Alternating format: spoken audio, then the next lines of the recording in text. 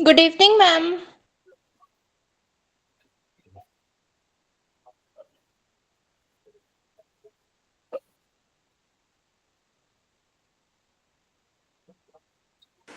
Excuse me ma'am. अच्छा, कोई noise आ रही है क्या? एक बार बताना। No ma'am.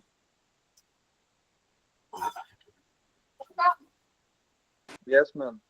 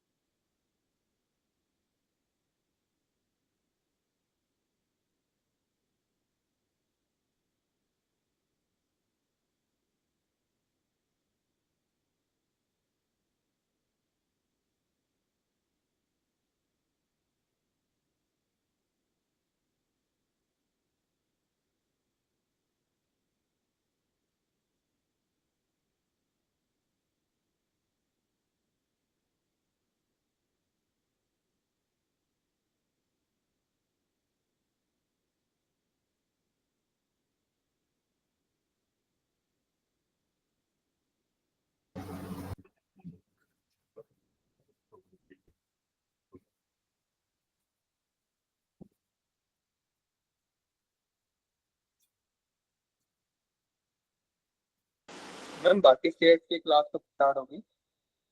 बाकी किसकी? बाकी स्टेट्स की। किस चीज की? सॉरी। मैम बाकी स्टेट्स की क्लास कब स्टार्ट होगी? जैसे एचपी वालों की तो होगी है ना, बाकी स्टेट्स की जैसे पंजाब, दिल्ली।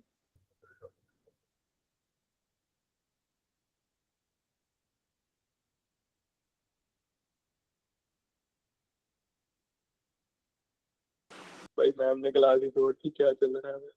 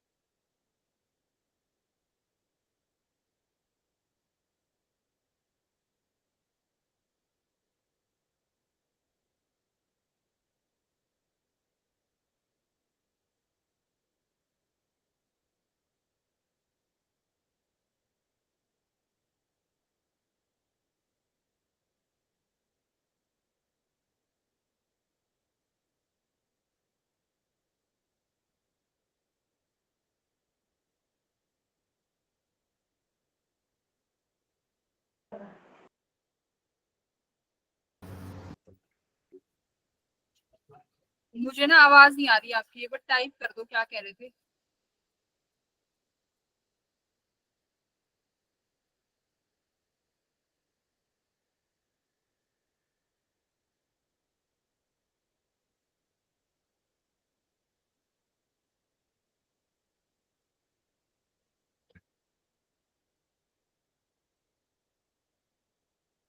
स्टूडेंट कहाँ गया आपका? कुछ कह रहा था। हाँ, एकमप्रीत कुछ कह रहा था ना शायद।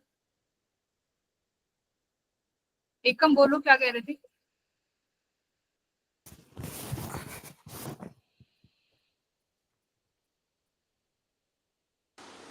मैम बाकी स्टेट्स की क्लास कब स्टार्ट होगी? बाकी सबकी चल तो रही है, केमिस्ट्री फिजिक्स सबका क्लास तो चल रहा है। नहीं मैम, बाकी स्टेट्स की जैसे एचपी वालों की स्टार्ट होगी है ना, तो पंजाब और हिमाचल वालों की, अच्छा अच्छा। पंजाब और हरियाणा वगैरह।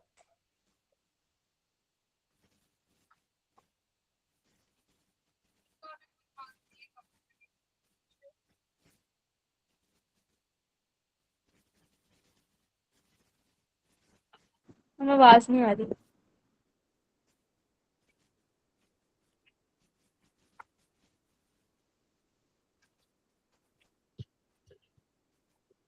हाँ अब आई। Yes ma'am. हाँ तो माइक कनेक्ट कर रही थी यार। ठीक है ठीक है। तो और अभी पता नहीं और बाकी कब से होंगी, मुझे आइडिया नहीं है, बट जल्दी हो जाएंगी। Good evening ma'am. Good evening Shruti. Good evening ma'am. ठीक है तो क्लास स्टार्ट करते हैं। लास्ट क्लास में हम लोगों ने क्या पढ़ लिया था, डाइपोल के बारे में पढ़ लिया था, इलेक्ट्रिक फील्ड निकाल ली थी, पोटेंशियल निकाल लिया था। आज डाइपोल को इलेक्ट्रिक फील्ड में ही रख देंगे। तो देखेंगे जब डाइपोल को इलेक्ट्रिक फील्ड में ही रख देंगे तो क्या होगा, लेट्स सी। बाकी अगर किसी को लास्ट क्लास में से डाउट है तो पूछ लो। कई बच्चों ने ये भी पूछा था कि मैम ऑनलाइन में ना थोड़ा सा डेरिवेशन नहीं समझ में आता है। तो बेटा ऑनलाइन में डेरिवेशन समझना होता है, उसके बाद खुद से भी प्रैक्टिस किताबों पे करनी होती है। अगर बस देख लिया और फिर छोड़ दिया तो नहीं होगा, ठीक है। तो खुद से करना पड़ेगा तभी आएगा। हाँ जी एकम बोलिए। मैम इलेक्ट्रिक फील्ड कैसे निकालते हैं ये समझा दो एक बार। इलेक्ट्रिक फील्ड किस चीज की? जैसे हमको इलेक्ट्रिक फील्ड जैसे एक पॉइंट चार्ज की इलेक्ट्रिक फील्ड निकालनी हो तो वो हम कैसे निकालें? ये तो हमने फर्स्ट लेक्चर में पढ़ा था एकम। मैम वो उस लेक्चर में मैं आया नहीं था ना, मेरा थोड़ा टेक्निकल इशू था। आपने क्लासेस नहीं ली बीच में? नो मैम मेरा फोन खराब हो गया था। फिर तो आप बहुत पीछे चले गए, क्योंकि आज का लेक्चर कम से कम भी 8वां या 9वां लेक्चर है हमारा, right.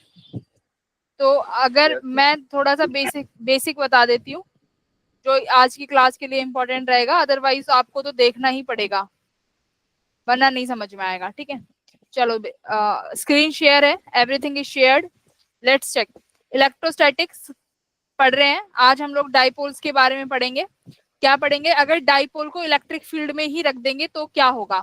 Electric flux will be our next, ठीक है, ये नेक्स्ट रहेगा। अगली इसके बाद हम लोग ये पढ़ेंगे फ्लक्स। फ्लक्स बहुत इंपॉर्टेंट है। तो आज का टॉपिक है डाइपोल इन अ इलेक्ट्रिक फील्ड। अगर डाइपोल को इलेक्ट्रिक फील्ड में रख दिया जाए तो अब डाइपोल कैसे बिहेव करेगा, क्या क्या चीजें होंगी, वो थोड़ा सा हम लोग यहाँ से देखेंगे। अभी तक क्या पढ़ा है बेटा, डाइपोल की वजह से इलेक्ट्रिक फील्ड पढ़ा है, राइट। डाइपोल की वजह से इलेक्ट्रिक फील्ड होता है, डाइपोल की वजह से और क्या होता है बेटा, पोटेंशियल होता है, राइट। ये पढ़ लिया, ये हम लोग पढ़ चुके। अब क्या आज की क्लास में क्या करोगे, आज की क्लास में डाइपोल को उठा के कहाँ रख दोगे, इलेक्ट्रिक फील्ड के अंदर। हाँ अब फील्ड में उठा के रख देंगे।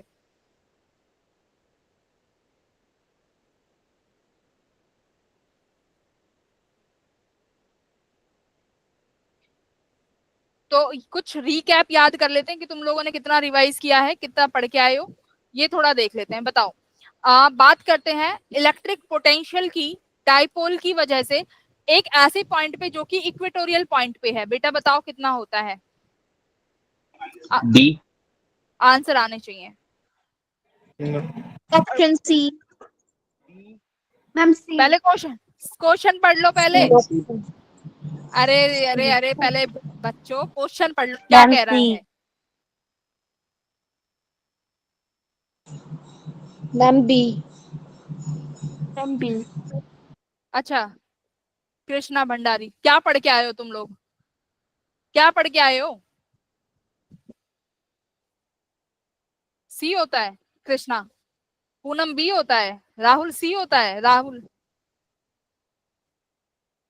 आदर्श ए होता है। सब बोल दो, A B C D E F G H Z तक, डब्ल्यू। भाई क्या पढ़ के आए हो, मैं पोटेंशियल निकालना सीखा था ना, तो इलेक्ट्रिक पोटेंशियल पूछ रही हूँ। अगर डाइपोल की वजह से अगर ये माइनस क्यू चार्ज है, ये प्लस क्यू चार्ज है, अगर कोई इक्वेटोरियल पॉइंट है, अगर पी पॉइंट इक्वेटोरियल दूरी पे है, ठीक है, तो उसकी वजह से क्या हो जाता है पोटेंशियल पी पॉइंट पर। भाई ये वाला भी डिस्टेंस सेम होगा, ये भी डिस्टेंस होगा, तो वीपी पर आप ऐड करते हो माइनस के क्यू बाय एल प्लस के क्यू बाय एल, तो सीधा क्या हो गया, जीरो। जीरो। फॉर्मूले भी नहीं याद करके आए तुम लोग, जाओ मैं आगे नहीं पढ़ा रही, लटके रहो इसी चैप्टर पे। मेरा क्या जा रहा है, तुम लोगों का सिलेबस डिले होगा, मत पढ़ के आओ, मत पढ़ो बेटा जी। फिजिक्स को जितने हल्के में ले रहे हो ना, बेसिक फॉर्मूला नहीं पढ़ के आ रहे भाई। हाँ आदर्श आपका ठीक था, वेरी गुड। तुम लोग डीपीपी क्या ही सॉल्व कर रहे हो जब मुझे बेसिक सवाल नहीं बता पा रहे, बताओ। अगला क्वेश्चन, अगर अब की बार गड़बड़ करी तो मैं नहीं वो करूंगी, बताओ चलो। The potential at a point due to an electric dipole, पूछ रहा है कि डाइपोल की वजह से पोटेंशियल मैक्सिमम और मिनिमम कब होगा। when the angle between the axis of the dipole and the line joining of the point to the dipoles are, मतलब ये पूछ रहा है कि आपके पास डाइपोल है, ये minus Q charge plus Q charge, ये डाइपोल वेक्टर है। तो पूछ रहा है वो कौन सा पॉइंट होगा जब डाइपोल मूवमेंट से आप थीटा बताओगे तो वो मैक्सिमम और मिनिमम होगा। लाउड ही बोलना पड़ेगा जब भी तुम नींदों से उठोगे। डी। तो मैक्सिमम कब होता है बेटा, पोटेंशियल आपने देख लिया है, देखो एंगल पूछ रहा है वो, D D D D D D D D. पहले तो देखो वो कह रहा है मैक्सिमम एंड दूसरा बोल रहा है वो मिनिमम।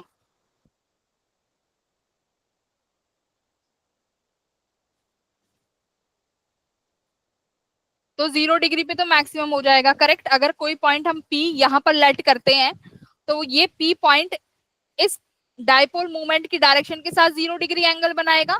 तो 0 डिग्री, इतना तो पता चल गया कि जो मैक्सिमम है बेटा वो 0 डिग्री पर रहेगा, इतना तो बिल्कुल सही बोला। मिनिमम कब रहेगा, डी पॉइंट। अरे कृष्णा, 180। सही तो है 180। क्यों, क्योंकि आपने जब जनरल पॉइंट पे निकाला था तो जनरल पॉइंट के पोटेंशियल का फॉर्मूला क्या आया था, जनरल पॉइंट पे KP cos theta by R square. अब जरा यहाँ पर वैल्यू रखो पोटेंशियल की, अगर कॉस थीटा कितना रख दे बेटा, कॉस थीटा 180 रख दें, देखो यहाँ 180 पे, हाँ 180 पे वैल्यू कितनी हो जाती है, -1, तो पोटेंशियल नेगेटिव में भी आ गया, केपी बाय आर स्क्वायर।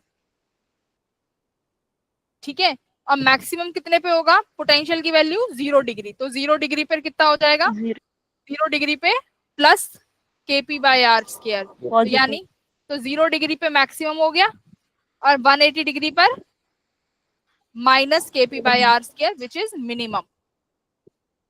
ठीक है, तो ऑप्शन कौन सा करेक्ट है, D option, very good. Krishna ने फिर गड़बड़ कर दी। तो जनरल फॉर्मूला याद रख लो, किसी भी जनरल पॉइंट का फॉर्मूला है KP by R square cos theta, तो अब थीटा की वैल्यू रखते जाओ तुम्हें पोटेंशियल मिलता जाएगा, करेक्ट। एक्सियल पॉइंट के लिए थीटा क्या होगा, या तो 0 होगा या 180 होगा, क्लियर है।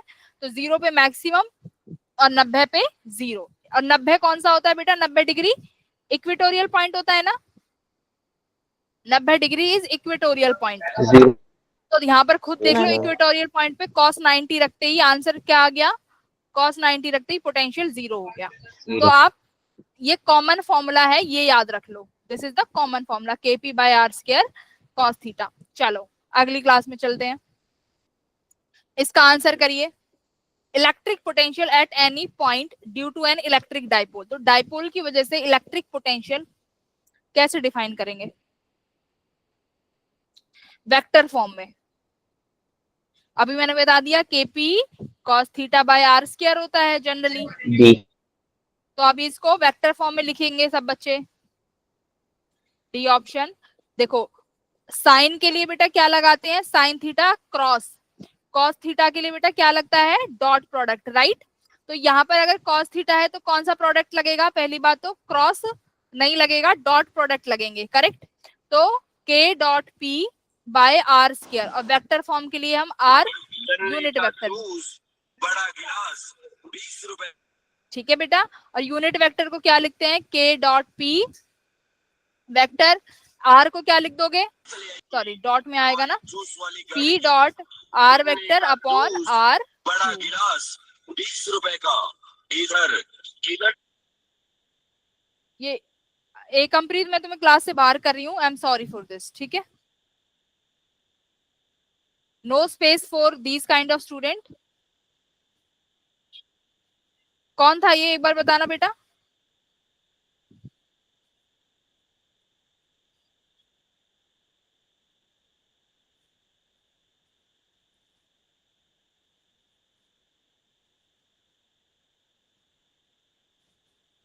क्लास में जो ऐसे करेगा उसके लिए कोई जगह नहीं है। कहाँ गया ये? खुद ही भाग गया शायद, राइट? लेफ्ट हो गया। खुद ही चला गया, ठीक है।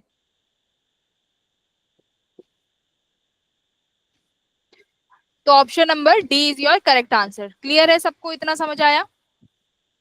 चलो अब बेटा Yes, एक क्वेश्चन पूछूंगी, आप मेरे को आंसर करिए। इलेक्ट्रिक फील्ड किसी भी जनरल पॉइंट, हम देखो रिवाइज करा रहे हैं, इलेक्ट्रिक फील्ड किसी भी जनरल पॉइंट पर क्या होगी ड्यू टू डाइपोल? फॉर्मूला बताओ। ड्यू टू डाइपोल जल्दी बताओ, लास्ट क्लास का फॉर्मूला।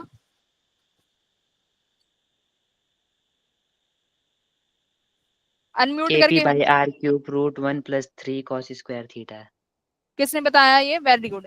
कितना होता है? जो याद नहीं करके आए हैं वो KP by R cube under root 1 plus 3 cos square theta, right? ये हमारे पास आंसर होता है। और पोटेंशियल होता है, अभी आपने निकाला, KP cos theta by R square. ये फॉर्मूले रटे होने चाहिए। थीटा की वैल्यू अगर जो भी होगी आप निकाल सकते हो, ठीक है? ओके, अब एक बात मेरी यहाँ पे ध्यान से सुनो, ये माइनस क्यू है, ये प्लस क्यू है, ठीक है? And sorry, you can say this is plus Q and this is minus Q. This is point P. This is angle, let's say 60 degree. ठीक है? Find potential at point P. चलो question number, ये first question है मेरे तरफ से है। चलो P पॉइंट पर पोटेंशियल निकालो बेटा। जिसने आंसर सही कर दिया, जिसने आंसर सही कर दिया, पूरा आंसर चाहिए। रोहित क्या कर रहे हो? मैंने क्या पूछा है? Potential, only potential. Find potential at P.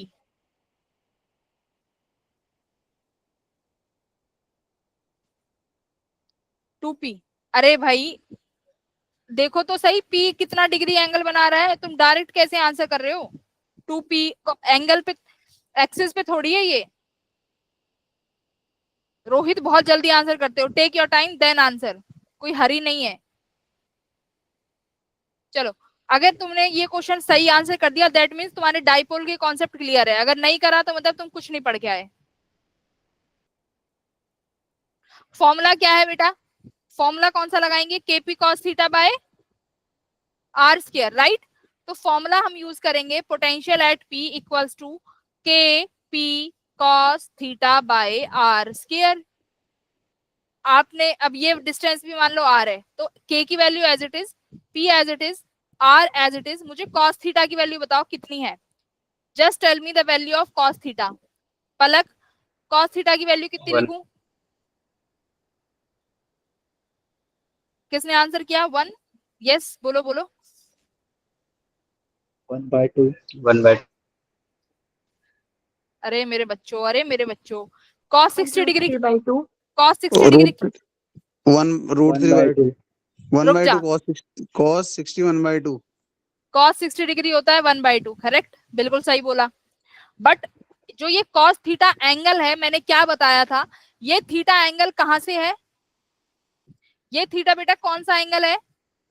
जो आपका डाइपोल मोमेंट की डायरेक्शन उस पॉइंट के साथ बना रही है जहां पर आपको फील्ड निकालनी है। अभी तक मैं क्या होता था? ये माइनस क्यू, ये प्लस क्यू। अब मैं आपको यहाँ पर पॉइंट P दे रही थी, ठीक है? तो ये एंगल आप इसलिए ले रहे थे क्योंकि डाइपोल मोमेंट माइनस से प्लस इधर की तरफ है। बोलो, माइनस से प्लस डाइपोल मोमेंट की डायरेक्शन ये है, तब आप 60 डिग्री लिख सकते हो। बट जरा ये रेड वाला डायग्राम नंबर A को देखो जरा, figure A। Let's see figure A। Figure A में आपका डाइपोल मोमेंट की डायरेक्शन बेटा कहां पर है? ये वाली। और थीटा कौन सा लेते हैं? In the direction of dipole moment. तो कौन सा थीटा लोगे? This theta. और अब ये थीटा कितना बना बेटा? 120 डिग्री। तो यहाँ पर cos 120 डिग्री आएगा। मैंने इसलिए बोला था माइन्यूट चीजों पर ध्यान दो। समझ में आया? This theta is the angle, कहां से कहां तक? जो कि डाइपोल मोमेंट बना रहा है उस पॉइंट P के साथ। तो अब देखो ये डाइपोल मोमेंट माइनस क्यू से प्लस क्यू ये वाली हो गई, तो अब ये वाला एंगल लोगे ना 120 डिग्री। क्लियर है कि नहीं है? बताओ जल्दी। Yes ma'am, clear. Yes ma'am. Clear. अब कॉस्ट 120 होता है minus KP by R square. This is your correct answer. किसी ने भी नहीं ठीक किया।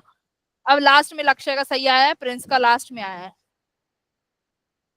अगर अब समझ में आ गया तो ये PYQ है, दिस इज PYQ फॉर 2024, ये सॉल्व कर दो। अब गलत आंसर नहीं आना चाहिए। मेरे को वैल्यूज पुट मत करना, just give me normal answer, ठीक है। अल्फा निकालना है।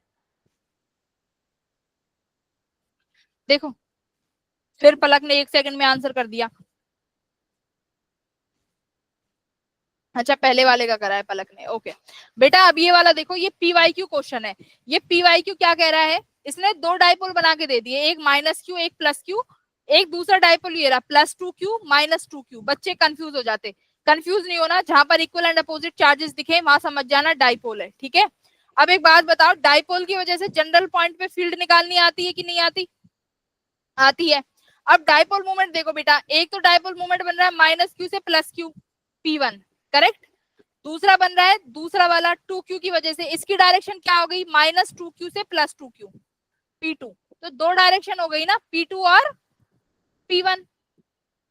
देखो एक तो इधर हो गया आपका P1 जो कि बन रहा है चार्ज -q और +q की वजह से। एक P2 की डायरेक्शन बेटा ये हो गई, कितना है -2q और +2q, ठीक है। तो ये वाला एंगल बनेगा। अब आप निकालो रिजल्टेंट। चलो P1 की वैल्यू कितनी है, चार्ज इनटू इनके बीच की दूरी, देखो तो +q और -q के बीच की दूरी कितनी है 2l, तो q इंटू 2l, तो मैंने यहाँ पे लिखा q2l। जरा डाइपोल मोमेंट P2 की वजह से लिखो, चार्ज कितना है 2q, दूरी कितनी है बेटा 4l, तो मैंने यहाँ पे लिखा 4l। तो कितना आ गया ये 4 2 जा 8 QL, ठीक है। अब जरा डायरेक्शन देखो, +q की वजह से जो q वाला चार्ज है उसका डाइपोल मोमेंट है इधर पॉजिटिव एक्स एक्सिस में, जो P2 है उसका डाइपोल मोमेंट है कहां पर बेटा नेगेटिव एक्स एक्सिस में। तो नेट डाइपोल निकालोगे आप, यस और no? Net dipole, yes ma'am. तो नेट अभी मैग्नीट्यूड की बात करती हूँ, तो नेट तुम्हें दिख रहा है 8 में से 2 चला गया तो 6QL आ गया। अब बेटा साइन कहां पर आया है इसका, डाइपोल मोमेंट की डायरेक्शन कहां पर आई है, क्लॉक किधर की तरफ है, प्लस एक्सिस या माइनस एक्सिस? माइनस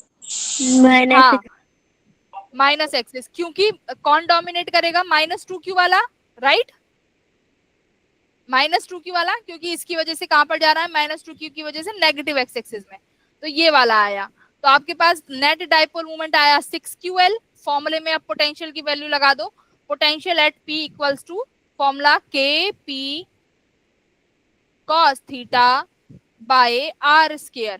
तो आपकी वैल्यू में K as it is, P की वैल्यू कितनी होगी 6QL। अच्छा बेटा cos थीटा कितना बनेगा 120 120 120, तो यानी मैं कितना लिख दूं -1/2 यस मैम और R स्क्वायर बाय R, तो ये यहाँ पे आ गया 3, तो क्या आंसर आया -3KQL बाय R स्क्वायर। तो आपसे यहाँ पर अल्फा पूछा था, तो अल्फा की वैल्यू आपने बहुत इजीली निकाल ली है, ठीक है। K की वैल्यू भी रख दोगे, अल्फा K की वैल्यू के साथ आएगा। क्लियर है आंसर? ध्रुवी चलो एग्जैक्ट निकाल लेते हैं।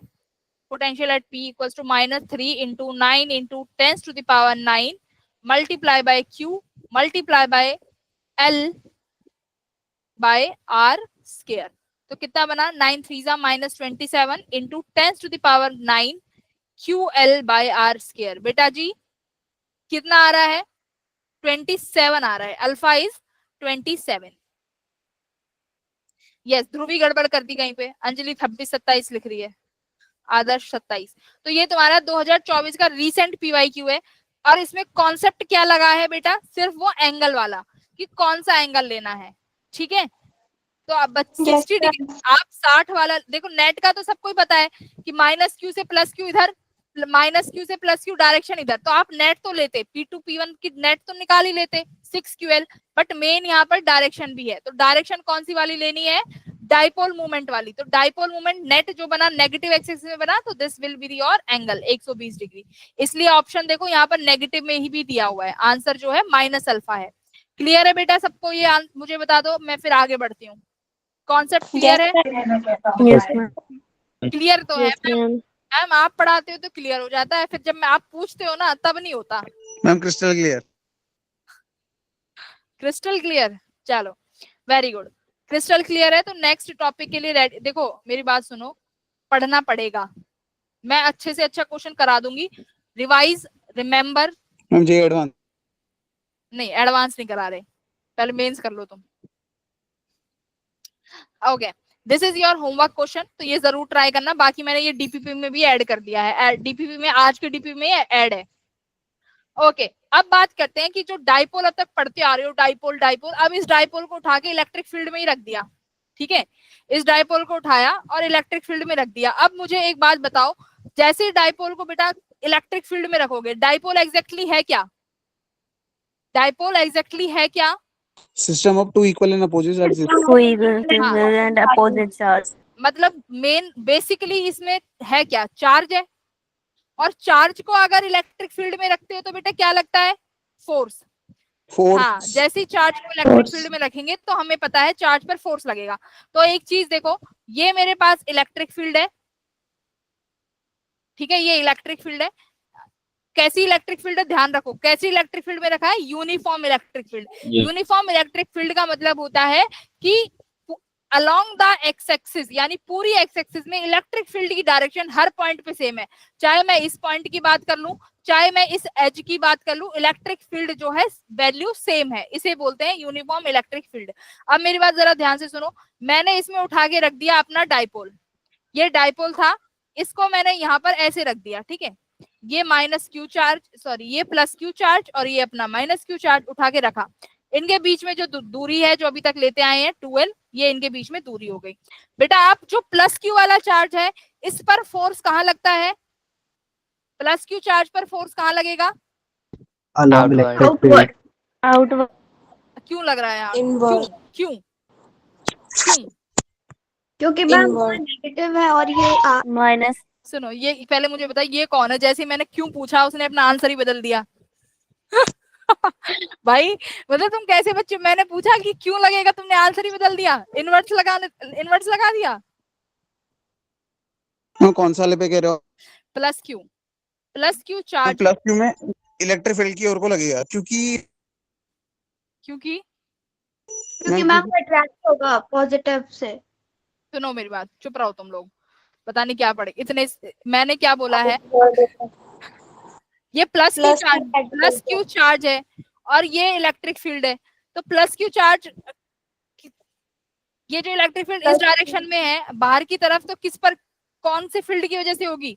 बड़े किसी प्लस चार्ज की वजह से इलेक्ट्रिक फील्ड आउटवर्ड्स होती है। तो इलेक्ट्रिक फील्ड इस डायरेक्शन में है, तो ये प्लस क्यू चार्ज प्लस पर कहाँ पर फोर्स लगाएगा? बाहर की तरफ। तो सिंपल भाषा में ये कह सकते हो, in the short note you can say कि प्लस चार्ज पर फोर्स हमेशा कहाँ लगेगा? Outward. इलेक्ट्रिक फील्ड की डायरेक्शन में। ये बोलो, आउटवर्ड्स नहीं, इलेक्ट्रिक फील्ड की डायरेक्शन में ऐसे बोलोगे। तो जब भी मैं प्लस क्यू चार्ज पर फोर्स पूछूं तो हमेशा जिस डायरेक्शन में इलेक्ट्रिक फील्ड हो उस डायरेक्शन में फोर्स लगा दो। सेकंड, अगर नेगेटिव चार्ज पर पूछूंगी तो नेगेटिव चार्ज पर फोर्स कहाँ लगेगा?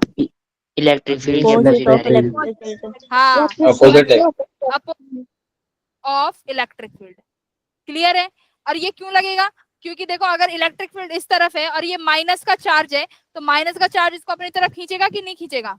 तो फोर्स इनवर्ड हो गया। तो ये मैंने फर्स्ट क्लास में तुम्हें बताया था, सब भूल जाओ तुम, गड़बड़ कर दो। मैडम रटाएंगी तभी रटेंगे, कॉन्सेप्ट तो हम भूल जाएंगे। ठीक है, तो कोई बात नहीं, मैं तुम्हें रटवा भी दूंगी चीजें, अगर तुम समझोगे नहीं तो मैं तुम्हें रटवा दूंगी। अब सुनो, पहला क्या है कि अगर प्लस चार्ज, समझ में आ गया कि अगर प्लस चार्ज को इलेक्ट्रिक फील्ड में रखेंगे तो इलेक्ट्रिक फील्ड उसको अपने डायरेक्शन में फोर्स देगा। माइनस क्यू चार्ज पर जो फोर्स है बेटा वो अपोजिट डायरेक्शन में लगेगा। अब देखो, ये प्लस क्यू चार्ज को इलेक्ट्रिक फील्ड इधर खींचेगा F4 से, माइनस क्यू चार्ज को इलेक्ट्रिक फील्ड अपोजिट डायरेक्शन में फोर्स लगाएगा F4 से। फोर्स का फॉर्मूला क्या होता है बेटा? F equals to QE। अब एक बात बताओ, क्या इलेक्ट्रिक फील्ड की वैल्यू हर पॉइंट पे सेम है? जल्दी बोलो, सेम है? Yes, ma'am. क्यू का मैग्नीट्यूड भी सेम है। Yes, ma'am. Yes. तो Yes, एक ma'am. चीज देखो, हाँ, तो अब एक बात देखो, जो ये फोर्स है ये कैसे लग रहे हैं, equal and opposite, Opposite. Opposite. यानी हाँ, यानी डाइपोल पर जो ये फोर्स लग रहे हैं ये इक्वल एंड अपोजिट डायरेक्शन में लग रहे हैं। तो अगर मैं तुमसे पूछूं कि डाइपोल पर नेट फोर्स कितना हो गया, तो तुम्हारा जवाब क्या होगा? Zero. शून्य. Zero. Zero. वेरी गुड, बहुत अच्छे। तो डाइपोल पर net force should be zero. अच्छा बेटा, एक ये तो तुमने बता दिया जीरो है, बट एक बात बताओ, ये वाला फोर्स इसको इधर घुमाना चाह रहा है, माइनस क्यू वाला इसको इधर घुमाना चाह रहा है, तो एग्जैक्टली इस डाइपोल के साथ होगा क्या? देखो ये फोर्स Torque. इसको इधर इधर लेके आना चाह रहा है और ये वाला फोर्स इसको इधर लेके जाना चाहेगा, तो क्या होगा? डाइपोल बेटा रोटेट होगा, रोटेट होगा। तो यहाँ पर आप कह सकते हो कि ट्रांसलेशन मोशन नहीं होगी, टॉर्क ट्रांसलेशन, लगेगा. हाँ पहले ये बताओ, ट्रांसलेशन मोशन तो नहीं होगा। ट्रांसलेशन कब होता है? जब फोर्स लगेगा। अब नेट फोर्स तो जीरो हो गया, लेकिन खुद देखो ये फोर्स इसको इधर खींच रहा है और माइनस क्यू वाला ऊपर, तो यानी इस तरीके से ये तुम्हारा जो डाइपोल है बेटा ये क्या होगा इलेक्ट्रिक फील्ड के अंदर? रोटेट हो जाएगा, Rotate. रोटेट हो जाएगा। अब जहां पर रोटेशन आ जाती है वहां पर कौन सा फोर्स आ जाता है? टॉर्क का। कौन सा? टॉर्क आ जाता है। Torque. अब टॉर्क अब समझे, अब तुम बोलोगे कि मैम टॉर्क तो हम पढ़ के नहीं आए, तो मेरी बात सुनो, टॉर्क कोई अलग फोर्स नहीं है। कोई भी फोर्स अगर किसी ऑब्जेक्ट को घुमा दे या कोई भी ऑब्जेक्ट को रोटेट कर दे, वही फोर्स क्या बन जाती है? उसी फोर्स को क्या नाम दे देते हैं? Torque. टॉर्क। टॉर्क का नाम दे देते हैं, ठीक है। टर्निंग तो इफेक्ट. हाँ, टर्निंग इफेक्ट, मतलब कि उस फोर्स ने अगर ऑब्जेक्ट को घुमा दिया तो हम बोल देंगे कि अब वहां पर टॉर्क लग रही है। क्या लग रही है? टॉर्क। तो जैसे कि यहाँ पर तुमने देखा, लग तो इलेक्ट्रिक फोर्स ही रहा है बेटा, लग तो इलेक्ट्रोस्टैटिक फोर्स ही रहा है, लेकिन अब ये इलेक्ट्रोस्टैटिक फोर्स काम किस चीज का कर रहा है? टॉर्क का। किसका काम कर रहा है? Torque. कोई और फोर्स है? खुद बताओ, क्या इस चार्जेस पे कोई और फोर्स है? नहीं है, सिर्फ इलेक्ट्रोस्टैटिक फोर्स है एफ। बट अब ये फोर्स ही क्या बन गई? टॉर्क बन गई। क्यों? क्योंकि ये वाली फोर्स इसको घुमाना चाह रही है। तो जैसे ही रोटेशन आएगा फोर्स का नाम बदल के टॉर्क रख देंगे। क्लियर है? तो यहाँ पर अब यहाँ पर लग रही है टॉर्क। तो जरा मुझे टॉर्क का फॉर्मूला बताओ। Force into perpendicular distance. R cross F. R cross F बोल लो, और ये या तो ये परपेंडिकुलर होना चाहिए या फिर फोर्स परपेंडिकुलर होना चाहिए, दोनों में से, है ना। अब टॉर्क तो है, यानी और क्या फॉर्मूला लिखते हैं टॉर्क को और क्या? हाँ बोलो। आर हाँ। P R sine theta. ठीक है, साइन थीटा लिख सकते हैं, ठीक है, साइन थीटा लिख देंगे, और आर एफ साइन थीटा। अब एक बात देखो, ये फोर्स इधर घुमा रहा है, ये इधर घुमाएगा। अब ये किसके अबाउट घूम रहा है बेटा? ये किसके अबाउट घूमेगा? अपने सेंटर ऑफ, हाँ, सेंटर ऑफ मास के अबाउट ही तो घूमेगा। ये ऐसे ऐसे घूमता चला जाएगा। सेंटर के अबाउट, अपने मास तो नहीं बोलेंगे, अपने सेंटर के अबाउट घूम रहा है ये, ठीक है, अपने सेंटर के अबाउट घूमेगा। चलो, अब ये घूमेगा तो बेटा कुछ टाइम बाद ये ऐसे आ जाएगा। Yes, ma'am. यानी अगर मैं बोलूं तो कुछ समय बाद इसकी पोजीशन चेंज हो जाएगी, है ना। माइनस क्यू इधर आ जाएगा, ये इधर चला जाएगा, अभी दिखाएंगे, है ना। ये इधर ऐसे घूम जाएगा। उसके बाद क्या होगा? अब एक बात बताओ, अब मुझे चाहिए फोर्स। इधर फोर्स कौन सी है? तुमने सही बोला, परपेंडिकुलर डिस्टेंस। और फोर्स कौन सी है बेटा? QE। बताओ, QE। Yes, F ma'am. की वैल्यू Yes. QE हो गई। अब मुझे चाहिए बेटा क्या? Perpendicular distance. कौन सा डिस्टेंस चाहिए? परपेंडिकुलर. Perpendicular distance. अब एक बात, हाँ, थीटा. तो ये वाला A तो परपेंडिकुलर नहीं है। देखो, लाइन ऑफ एक्सिस के होता है, F की डायरेक्शन ये है, अगर F इधर की तरफ है तो मुझे अब जो R की वैल्यू चाहिए वो चाहिए परपेंडिकुलर। बट देखो, this A is not perpendicular, this A is not perpendicular. तो कौन सा A परपेंडिकुलर होगा? क्या ये परपेंडिकुलर नहीं होगा? A sine theta. Yes, ma'am. देखो जरा, यस मैम, परपेंडिकुलर हो. सुनो एक बार दोबारा से बताती हूँ जिन, देखो, हाँ, तो ये वाला A तो परपेंडिकुलर नहीं है, तो दैट मीन्स अब मुझे परपेंडिकुलर डिस्टेंस चाहिए। अगर बेटा ये A है, ये वाला A है, तो ये क्या बनेगा? A cos थीटा, और ये वाली डिस्टेंस क्या बन जाएगी? A sine theta, right. तो ये वाला डिस्टेंस क्या निकल के आ गया? A sine theta. तो परपेंडिकुलर डिस्टेंस कितना हुआ? A sine Theta. A sin. A sine theta. अच्छा, एक बात बताओ, ये मैंने निकाला इस प्लस Q वाले चार्ज की वजह से, तो ये वाला टॉर्क, एक तो ये वाला टॉर्क हुआ टॉर्क 1, क्या माइनस क्यू वाला भी तो टॉर्क लगाएगा, टॉर्क 2? Yes, Yes. ma'am. भाई torque Yes, ma'am. Yes, ma'am. एक जहां जहां फोर्स वहां वहां टॉर्क, तो चार्ज क्यू वाला फोर्स एफ है वो भी टॉर्क प्रोड्यूस कर रहा है। एक बार बताओ, अगर सिर्फ और सिर्फ प्लस क्यू वाला फोर्स की वजह से टर्निंग इफेक्ट आता तो वो घूम जाता, माइनस क्यू चार्ज वही रहना चाहिए था, बट माइनस क्यू भी घूम रहा है, इसका मतलब टॉर्क दोनों जगह है। तो यानी यहाँ पर टॉर्क 2, तो ये आपने टॉर्क 1 निकाला, टॉर्क 2 बताओ। फोर्स तो यहाँ भी इतना ही है, charge into electric field. Distance बेटा बताओ, इसका परपेंडिकुलर डिस्टेंस क्या हो जाएगा? A sin theta. इसका भी ए साइन थीटा, ए साइन थीटा। तो टोटल टॉर्क कितना आया? 2A sin theta. क्यू नहीं, ई 2QE A sin theta. अच्छा, अब हाँ, अब इसको जरा लिखिए in the form of what? Dipole moment. Dipole moment क्या होगा? P sin theta. PE sine theta, ठीक है, PE साइन थीटा, क्योंकि 2A बेटा डिस्टेंस है दोनों डाइपोल की, माइनस क्यू से प्लस क्यू है, 2A डिस्टेंस है, तो charge into 2A is dipole moment. तो dipole moment P equals to Q into 2A। तो मैंने यहाँ पर डाइपोल मोमेंट की वैल्यू रख दी PE साइन थीटा। अब एक क्वेश्चन है मेरा, मेरे को एक बात बताओ कि अगर मैं एक सवाल पूछती हूँ, एक सेकेंड, अगले पेज पे पूछेंगे। यहाँ पे सवाल ये है, ठीक है, प्लस क्यू ये माइनस क्यू, अगर मैं इसको बेटा एक बात बताओ, अगर मैं इसको ऐसे डी थीटा से घुमा देती हूँ, सुनो, मैंने इसको ऐसे डी थीटा से घुमाया, तो मुझे एक बात बताओ टॉर्क की डायरेक्शन क्या होगी? टॉर्क की डायरेक्शन, मैं इसको माइनस क्यू को ऐसे घुमा रही हूँ, तो टॉर्क कहाँ लगना चाहिए? टॉर्क कहाँ लगना चाहिए बेटा? टॉर्क इस डायरेक्शन में नहीं लगेगा, देखो Direction change हो जाएगी.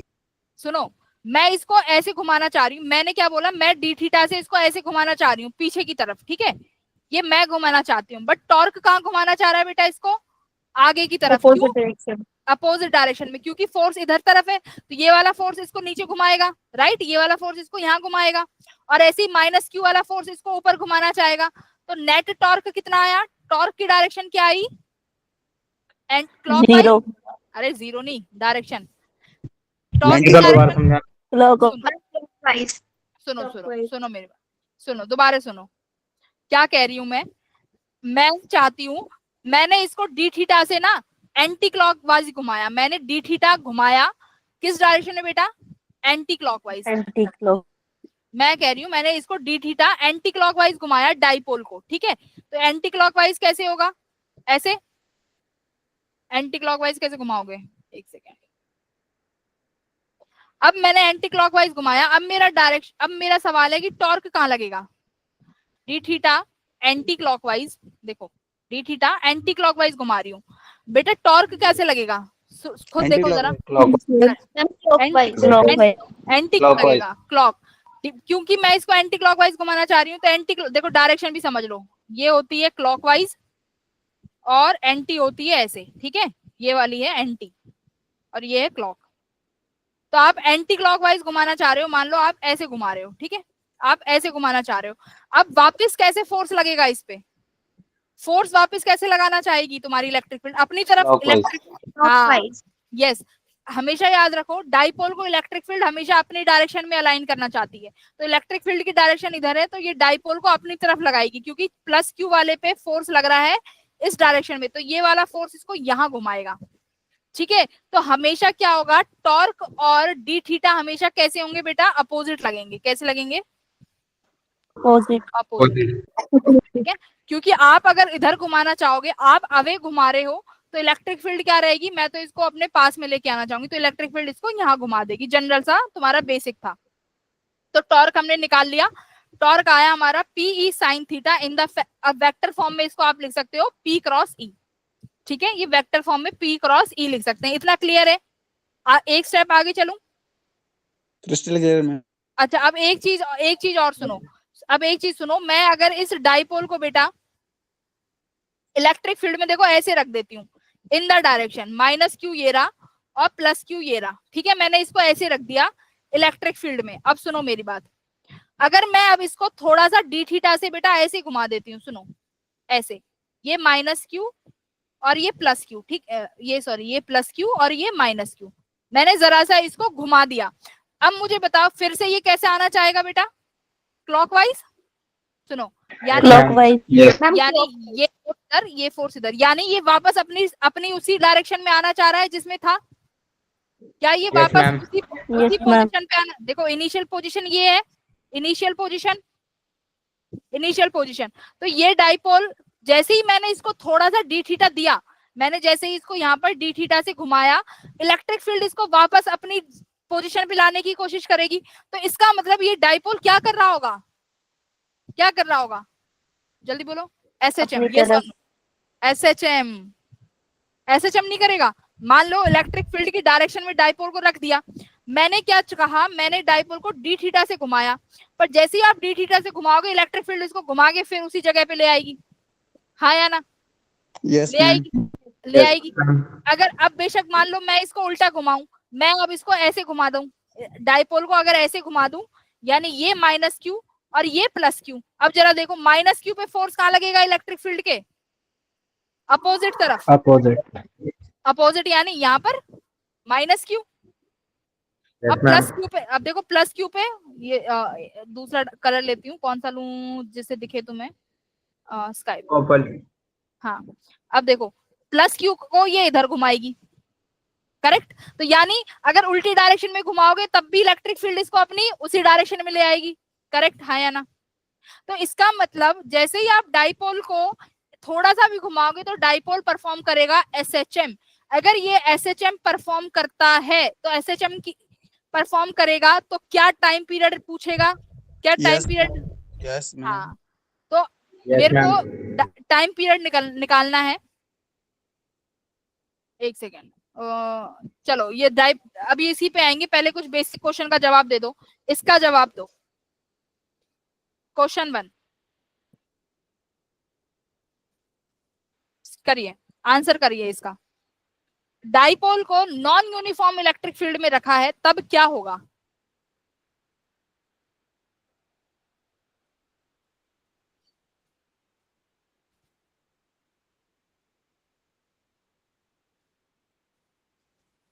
पूनम तुम फिजिक्स के बच्चे हो, कृतिका भी बी, शुभम बी, बेटा अगर फोर्स है तो टॉर्क तो आ ही जाएगी ना, घुमा तो देगी वो। सुनो पहले तो मैं इन बच्चों पे आती हूँ जो कह रहे हैं बी और डी, और जो ये सी देखो, और जलसा सी कैसे कह दिया, अगर नॉन यूनिफॉर्म इलेक्ट्रिक फील्ड है फोर्स तो तब भी लगेगा F equals to QE, but उस फोर्स की वैल्यू हर पॉइंट पे अलग हो जाएगी।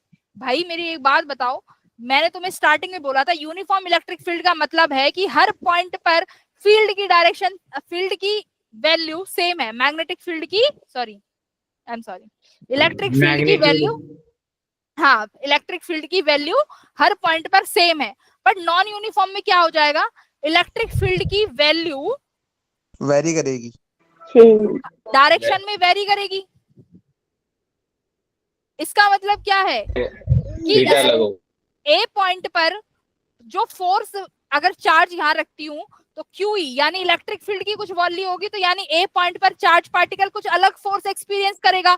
अगर मैं यहाँ बी पर रखती हूँ चार्ज पार्टिकल को, तो बी पॉइंट पर चार्ज पार्टिकल कुछ अलग फोर्स एक्सपीरियंस करेगा, क्योंकि इलेक्ट्रिक फील्ड की वैल्यू चेंज हो रही है, यही तो नॉन यूनिफॉर्म इलेक्ट्रिक फील्ड है। अच्छा, तो फोर्स जीरो तो कभी भी हो ही नहीं सकता, तो एलिमिनेट कर दो जहां पर फोर्स जीरो है, सी डी ऑप्शन तो यही एलिमिनेट हो गए बेटा। जिसने सी और डी आंसर किया है तुम मेरी क्लास से चले जाओ, मैं नहीं पढ़ा रही तुम्हें, चलो।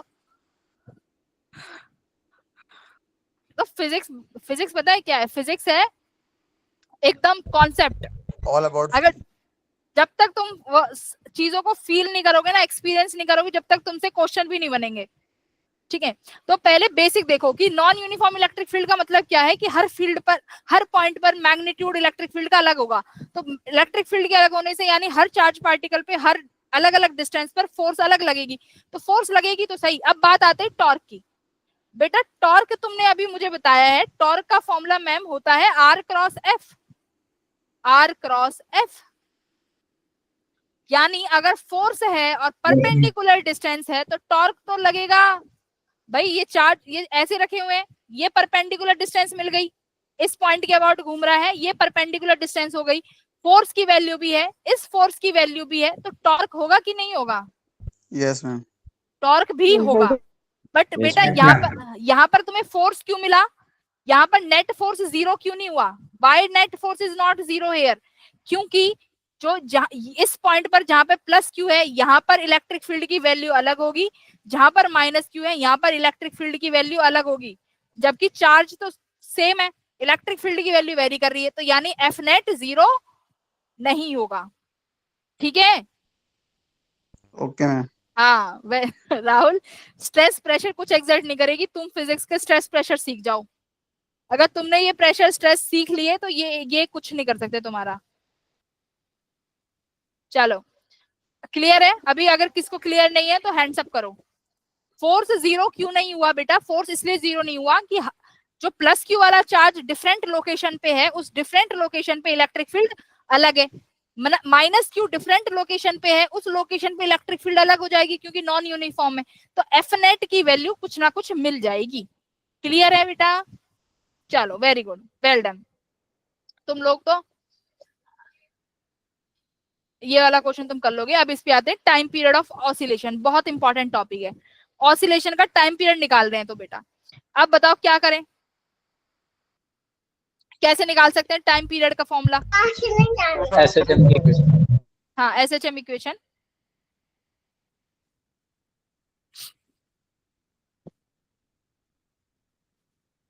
बताओ, 2 पाई कौन बता? Time period equal to 2 pi under root of L by G. अब देखो मैंने तुम्हें यही नहीं सुनो, मैंने तुम्हें यही बनाया था कि ये आपकी फील्ड है, डायग्राम बनाना पड़ेगा दोबारा से। डाइपोल मोमेंट रखा हुआ है पहले ऐसे, माइनस क्यू प्लस क्यू। मैं इसको थोड़ा सा डी थीटा से घुमा देती हूँ, ठीक है? मैंने इसको डी थीटा से घुमा दिया बेटा, यहाँ पर माइनस प्लस क्यू आ गया और ये माइनस क्यू आ गया, ये तुम्हारा डाइपोल मोमेंट। ठीक है, मैंने इसको बिल्कुल स्मॉल एंगल से घुमाया है डी थीटा से। टॉर्क लग रहा होगा, हाँ या ना?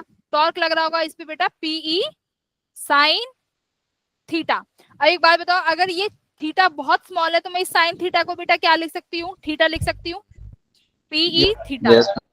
ठीक है, मान लो मैंने इसको बहुत छोटे एंगल से घुमाया है तो पीई साइन थीटा, और मैं इसको बहुत छोटा एंगल है तो साइन थीटा को हम डायरेक्ट थीटा भी लिख सकते हैं, तो मैंने इसको डायरेक्ट साइन थीटा लिख दिया। टॉर्क को बेटा क्या लिखते हैं? टॉर्क का फॉर्मूला बताओ, आई ओमेगा, ये फॉर्मूला याद करना पड़ेगा, इक्वल्स टू पीई थीटा। तो टॉर्क का फॉर्मूला होता है बेटा आई ओमेगा। तो आई क्या है यहाँ पर मैं बता देती हूँ, आई है मोमेंट ऑफ इनर्शिया। अब कैसे आया है वो भी बता देती हूँ। ओमेगा क्या है बेटा? Angular moment. Sorry I alpha, I am sorry, this is alpha, है ना? अल्फा होगा, आई एम सॉरी, आई अल्फा। तो ये हो गई एंगुलर एक्सिलरेशन। ठीक है, एंगुलर एक्सिलरेशन कैसे याद रखना है? फोर्स से। फोर्स क्या होता है? Mass into acceleration. फोर्स क्या होता है? Mass into acceleration. अब देखो टॉर्क, टॉर्क किसकी एनालॉजी है बेटा? फोर्स की। Torque equals to mass. Mass को जब हम लोग बात करते हैं रोटेशन में तो मास की एनालॉजी बेटा क्या लिखते हैं हम लोग? मोमेंट ऑफ इनर्शिया, आई। यहाँ पर एक्सिलरेशन नॉर्मल है, लेकिन जब हम बात करते हैं रोटेशन में, वहां पर कौन सी एक्सिलरेशन आ जाती है? Angular acceleration. एंगुलर एक्सिलरेशन जिसको हम लिखते हैं अल्फा से। तो ऐसे फॉर्मूला याद रखना है ये। तो मास की जगह इनर्शिया, एक्सिलरेशन की जगह एंगुलर एक्सिलरेशन। तो ये कितना आ गया? I alpha equals to PE theta. अच्छा, बट बेटा एसएचएम में क्या होता है? F equals to minus X होता है कि नहीं होता है? Yes ma'am. तो यानी टॉर्क है, यहाँ पर डिस्प्लेसमेंट किस में है? थीटा में। तो टॉर्क माइनस थीटा होना चाहिए कि नहीं होना चाहिए था? होना चाहिए था, जो मैंने तुम्हें बताया, यानी डायरेक्शन। अगर थीटा अगर हमने थीटा को क्लॉकवाइज घुमाया तो टॉर्क कैसी लग रही थी? एंटी, मतलब अपोजिट डायरेक्शन में लगेगी, तो वो इसीलिए लग रही थी। क्योंकि यहाँ पर क्या फॉलो कर रहा है, ये ऑसिलेशन फॉलो कर रहा है। तो चलिए निकालिए अल्फा। अल्फा को क्या लिख सकते हो भाई, अल्फा को क्या लिख सकते हैं, जैसे आप ओमेगा को वी को लिख सकते हो आप आर ओमेगा, और ऐसे ही अल्फा को क्या लिख सकते हो आर ए, ऐसे आर ए लिख सकते हो। और इन टर्म्स ऑफ अल्फा को क्या लिख सकते हो, देखो एक्सीलरेशन क्या होती है omega square x for SHM. SHM के लिए एक्सीलरेशन क्या होती है बेटा, ओमेगा स्क्वायर एक्स होती है कि नहीं होती। तो अगर मुझे अल्फा निकालना है तो एक्सीलरेशन का analogy alpha equals to omega square X की जगह क्या आ गया थीटा। तो इस अल्फा को यहाँ पर क्या लिख दूं, ओमेगा स्क्वायर थीटा लिख दूं या ना लिख दूं, equals to PE theta. Theta से थीटा कैंसिल हो गया, ओमेगा कितना आ गया, omega square equals to PE by I. तो ओमेगा आ गया, आर कहाँ है, alpha equal to R A लिखा था ना आपने। अरे मेरे बेटा जी देखो, वो अल्फा था, अल्फा इक्वल्स टू आर ए होता है।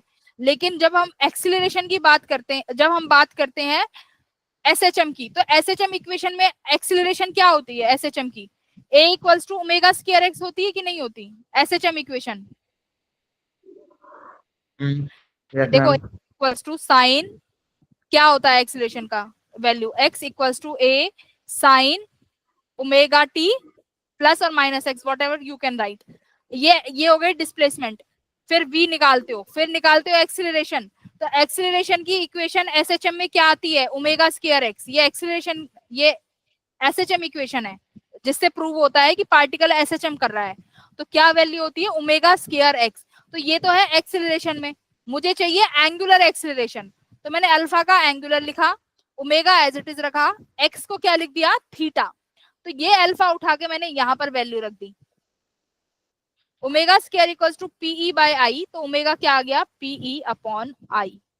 तो ओमेगा आ गया, तो आप टाइम पीरियड भी निकाल सकते हो, कितना 2 pi by T equals to under root of PE by I. PE क्या है बेटा, P क्या है, डाइपोल मोमेंट। P क्या है, डाइपोल मोमेंट। E क्या है, इलेक्ट्रिक फील्ड। I क्या है, मोमेंट ऑफ इनर्शिया। तो टाइम पीरियड का एग्जैक्ट फॉर्मूला कितना आ गया, यहाँ से निकालो, 2 pi under root I by P. 2 pi under root I by P. Clear, equals to time period.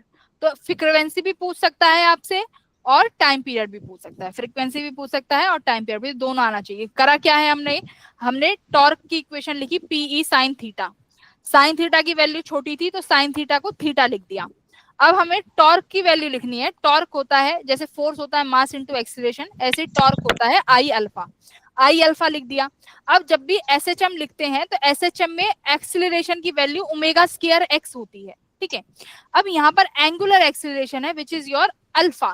तो इस अल्फा को बेटा मैंने यहाँ एनालॉजी में बता दिया है, कैसे लिखोगे, अल्फा ओमेगा स्क्वायर एक्स को थीटा लिख देंगे, क्योंकि वहां पर डिस्प्लेसमेंट ट्रांसलेशन होती है तो एक्स लिखते हैं, यहाँ पे रोटेशन हो रही है तो रोटेशन डिस्प्लेसमेंट थीटा होती है, थीटा लिख दिया। थीटा थीटा कैंसिल हो गए, ये ओमेगा स्क्वायर की वैल्यू आ गई। ये डायरेक्ट फॉर्मूला याद होना चाहिए, याद रहेगा कि नहीं रहेगा, ये formula you have to remember, बहुत इंपॉर्टेंट फॉर्मूला है टाइम पीरियड का। Yes ma'am. अच्छा अब चलो इतना क्लियर है। अब मेरे को एक बात बताओ, मोमेंट ऑफ इनर्शिया जो आई है इस डाइपोल मोमेंट का क्या होगा अगर इन चार्जेस के पास मास m है तो। चलो करो, अगर इन चार्जेस के पास मास m है तो मोमेंट ऑफ इनर्शिया क्या होगा। देखो इतना डिफिकल्ट नहीं है, mr स्क्वायर। देखो डाइपोल मैं यहाँ पे इसको कहाँ पे बताऊं मैं, स्क्वायर बाय 12। देखो मैं ये क्लियर कर दूं, मैं एक बार यहाँ से थोड़ा सा रफ करती हूँ जहां से तुम्हें थोड़ा सा क्लियर समझ में आए ये वाली इक्वेशन। एक सेकंड ध्यान से समझ लेना, बहुत इजी है, ज्यादा डिफिकल्ट नहीं है। मोमेंट ऑफ इनर्शिया का फॉर्मूला सबको पता है, mr स्क्वायर होता है। आई को क्या लिखते हैं, r स्क्वायर। अगर बहुत ज्यादा मास होते तो m1 r1 square plus m2 r2 square plus and so on, right. अब एक बात बताओ, ये जो हम लेते हैं मोमेंट ऑफ इनर्शिया हमेशा किसी पॉइंट के अबाउट निकलता है, यस और नो? कभी मोमेंट ऑफ इनर्शिया ऐसे तो नहीं है, हमेशा आपने देखा होगा find the moment of inertia of rod about centre of mass, find the moment of inertia of rod about it's and. तो मतलब मोमेंट ऑफ इनर्शिया हमेशा किसी पॉइंट के अबाउट निकलता है, ठीक है, इतना समझो कि किसी पॉइंट के अबाउट ही निकाल सकते हैं। तो बेटा यहाँ पर ये तुम्हारा जो ये डाइपोल घूम रहा है, मैंने स्टार्टिंग में बताया था कहाँ से घूम रहा है बेटा, सेंटर ऑफ मास से, बीच से। तो यहीं से हम क्या ले लेंगे, डिस्टेंस। तो देखो प्लस क्यू के पास चार्ज है m, बेटा सेंटर ऑफ मास से इस प्लस क्यू चार्ज की दूरी कितनी है? अगर ये 2a डिस्टेंस थी ना इसकी, ये डिस्टेंस 2a थी, तो सेंटर से distance a square. Very good. दूसरा वाला मास m, डिस्टेंस भी कितनी है, a स्क्वायर। तो टोटल मोमेंट ऑफ इनर्शिया कितना आ गया बेटा, 2ma स्क्वायर। अगर मोमेंट ऑफ इनर्शिया ना गिवन हो तो आपको फॉर्मूला मैंने यहाँ लिखवा दिया है 2ma स्क्वायर, याद रहेगी वैल्यू। बहुत बारीकी से चीजें हो गई हैं, आई थिंक क्लियर हो जाना चाहिए सब कुछ। अगर डाउट है तो पूछो, अदरवाइज आई विल मूव। ये ए स्क्वायर कहाँ से आया? बेटा ए स्क्वायर क्या होता है, फॉर्मूला के अकॉर्डिंग मोमेंट ऑफ इनर्शिया का फॉर्मूला होता है m1 mr स्क्वायर। अगर हमारे पास बहुत सारे मास होते हैं तो हम किसी पर्टिकुलर पॉइंट के बाद मोमेंट ऑफ इनर्शिया निकालते हैं कि इस मास का इस पर्टिकुलर पॉइंट के बाद मोमेंट ऑफ इनर्शिया क्या है। देखो एक सेकेंड, मैं तुम्हें एक पेज ऐड कर लेती हूँ।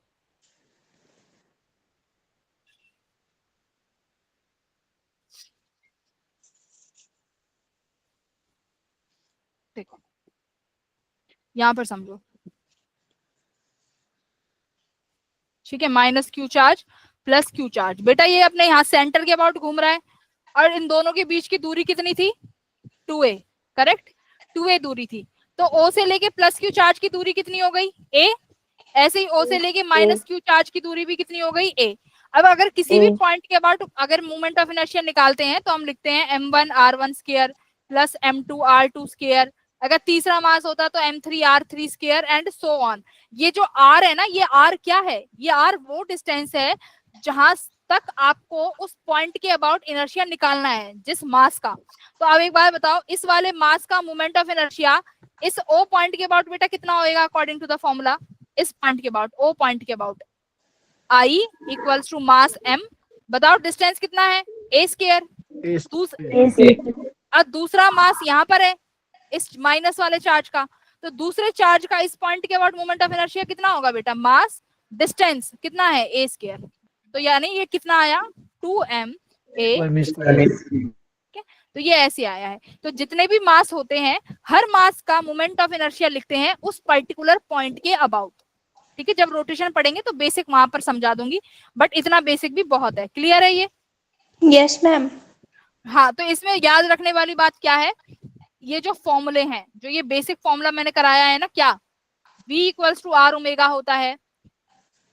एक्सीलरेशन क्या लिखते हैं, r अल्फा, ठीक है।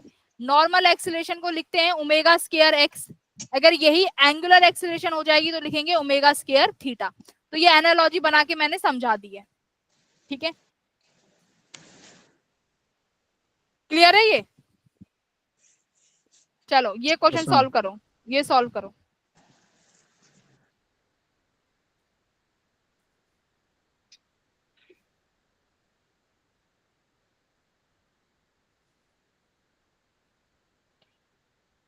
मैक्सिमम टॉर्क, फॉर्मूला अभी आपने लिखा है टॉर्क का, टॉर्क मैक्सिमम 90 डिग्री पे होगा ना, PE साइन थीटा।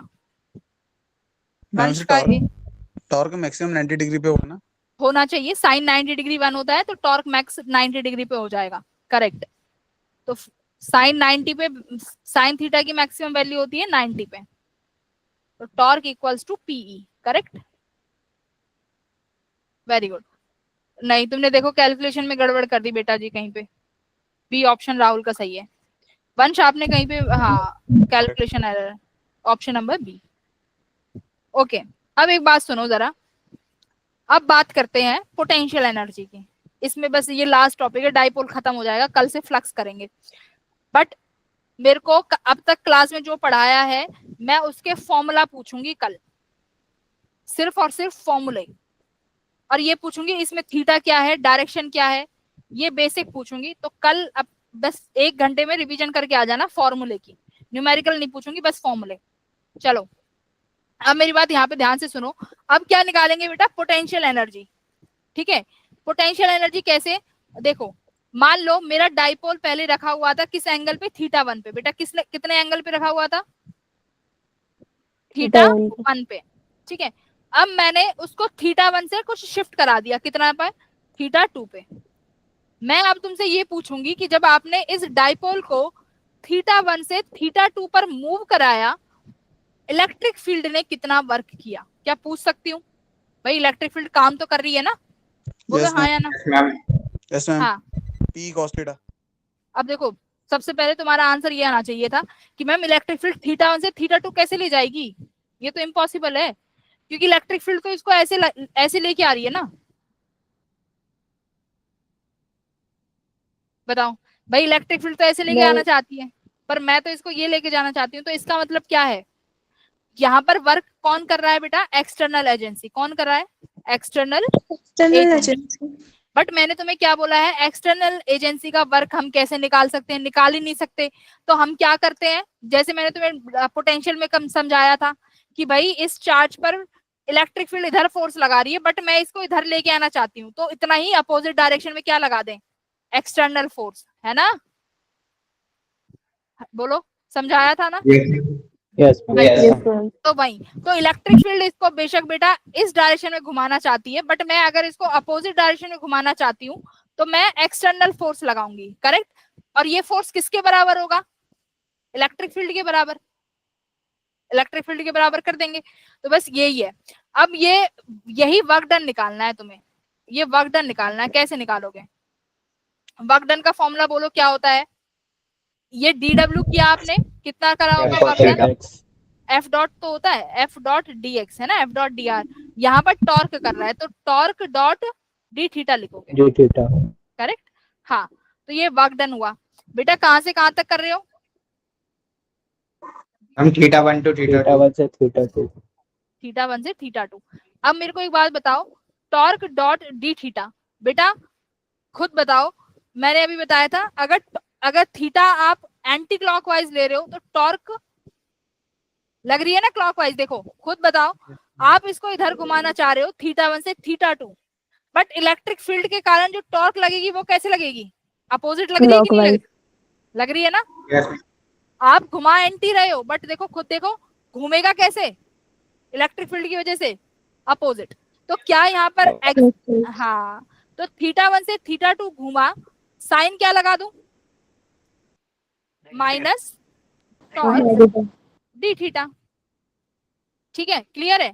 चलिए बेटा जी, इतना क्लियर है तो आगे बढ़ते हैं। टॉर्क का फॉर्मूला बताओ। क्या बताऊं दोबारा, एक सेकेंड। माइनस क्या कैसे आएगा बता। हाँ, मैं माइनस बताती हूँ। बेटा हम लेके कहाँ जा रहे हैं इसको, θ1 से θ2। तो डायरेक्शन देखो, θ1 से θ2 आप कैसे घूम रहे हो, एंटी क्लॉकवाइज। बोलो, क्लॉकवाइज, एंटी घूम रहे हो।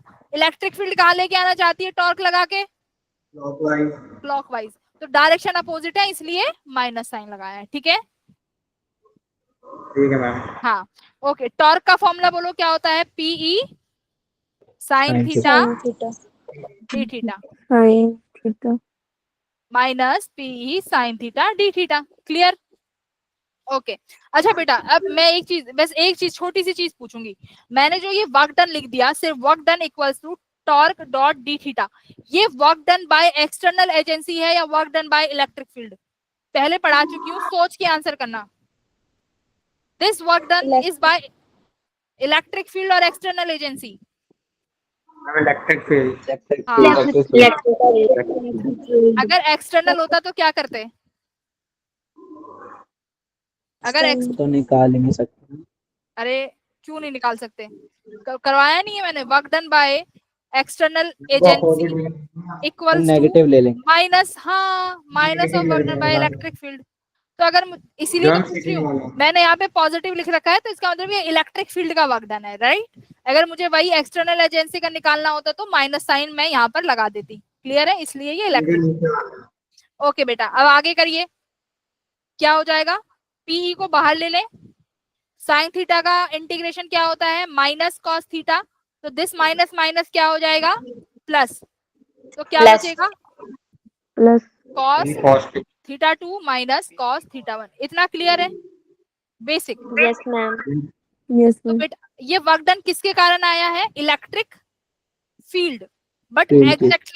एग्जैक्टली देखो इतना ही। अगर मेरे से, अगर तुमसे पूछे एक्सटर्नल एजेंसी कितना काम कर रही है, तो क्या आंसर लेके आओगे, minus PE cos theta 2 minus cos theta 1। Clear बेटा?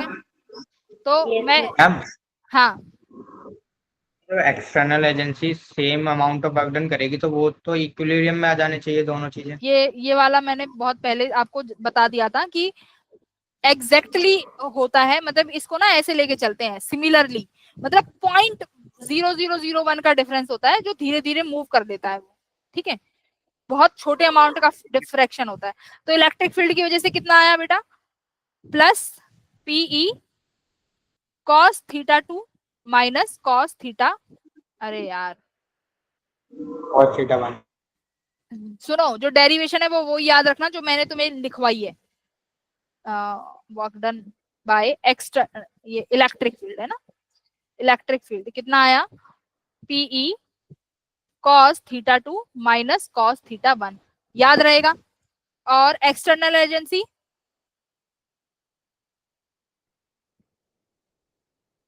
नेगेटिव हो जाएगा। Minus A cos theta 1 minus cos theta 2।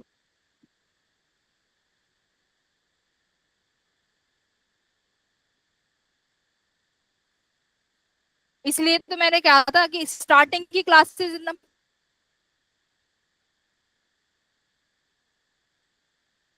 पूरे काम आएगी, माइनस मैम पी आपकी आवाज कट रही है। कॉस मैम आपकी आवाज कट रही है। माइनस इशू हो रहा है आपकी तरफ से। चलो ये, हाँ मैं मैम बोल ही आपकी नहीं रही, आवाज रुक तो नहीं आ जाओ, रही। डन। इतना किसी को दिक्कत नहीं होनी चाहिए, रुक गए, नहीं है किसी को दिक्कत बेटा, जो ये वाला डेरिवेशन है इसको रहने देना, ठीक है, जो मैंने तुम्हें कराया है आगे ना, अब सुनो मेरी बात ध्यान से, क्योंकि एक लाइन का डेरिवेशन है तुम्हें समझ में भी आया है। अब मैं क्या कह रही हूँ कि ये P cos theta 2 minus cos theta 1 ये वैल्यूज आ गई, ठीक है। अब मेरी बात ध्यान से सुनो, ये वर्क डन हो गया तुम्हारा। अब मैं क्या चाहती हूँ बेटा, work done by conservative force, मैंने एक लाइन बताई थी तुम्हें, क्या बताई थी, मैं बोल ही नहीं रही, रुक तो जाओ, मैम क्या बोला? रुक गए,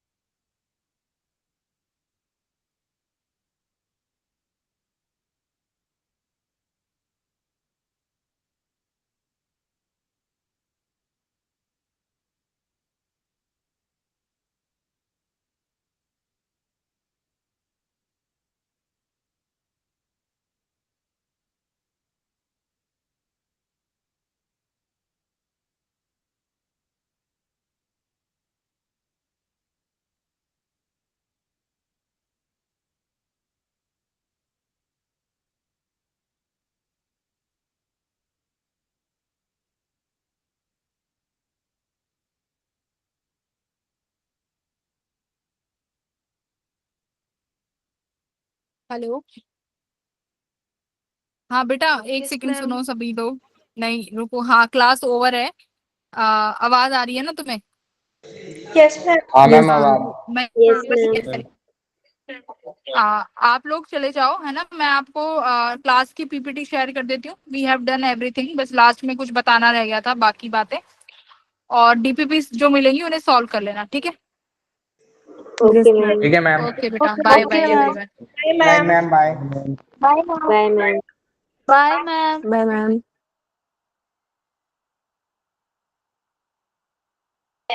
हटाओ।